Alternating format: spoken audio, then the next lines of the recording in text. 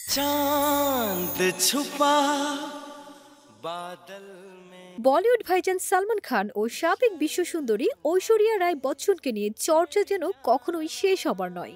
शर्मा के मेरी जान। গত 2 দশক ধরে আলোচনার কেন্দ্রবিন্দু হয়ে আছে তাদের প্রেম ও রসায়ন। তবে এবার শোনা যাচ্ছে শুধু প্রেমেতেই আটকে ছিলেন না শীর্ষ 2 অভিনেতা অভিনেত্রী, করেছিলেন বিয়েও, সেরেছিলেন নিউ ইয়র্কে হানিমুনও।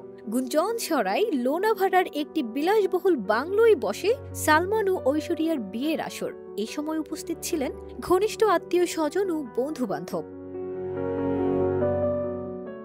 1999 সালে হুম দিল দে চুকে সনম ছবির শুটিং থেকে প্রেম শুরু হয়েছিল সালমান ও ঐশ্বর্যের। এরপরেই খবর রটে যায় তারকা যুগল নাকি গোপনে বিয়ে করেছেন। শুধু তাই নয়, ঐশ্বরিয়ার ধর্মান্তরের কথাও রটেছিল বলিউড ইন্ডাস্ট্রিতে। তবে এই সম্পর্কে মোটেও সম্মতি ছিল না সাবেক বিশ্বসুন্দরীর বাবা মায়ের, তাই নাকি তারা বিয়েতে অনুপস্থিত ছিলেন। এ বিয়েতেই শেষ নয়, সালমান ও ঐশ্বরিয়া নিউ ইয়র্কে মধু চন্দ্রিমা করতেও গিয়েছিলেন বলেও খবর রটেছিল। তবে এই ঘটনাগুলোর সত্যতা কখনোই প্রকাশ্যে আসেনি, গুঞ্জন হিসেবেই থেকে গেছে তাদের বিয়ের খবর। সেই সময়ে সালমান ঐশ্বরিয়ার সম্পর্ক ছিল বলিউডে আলোচনার কেন্দ্রে।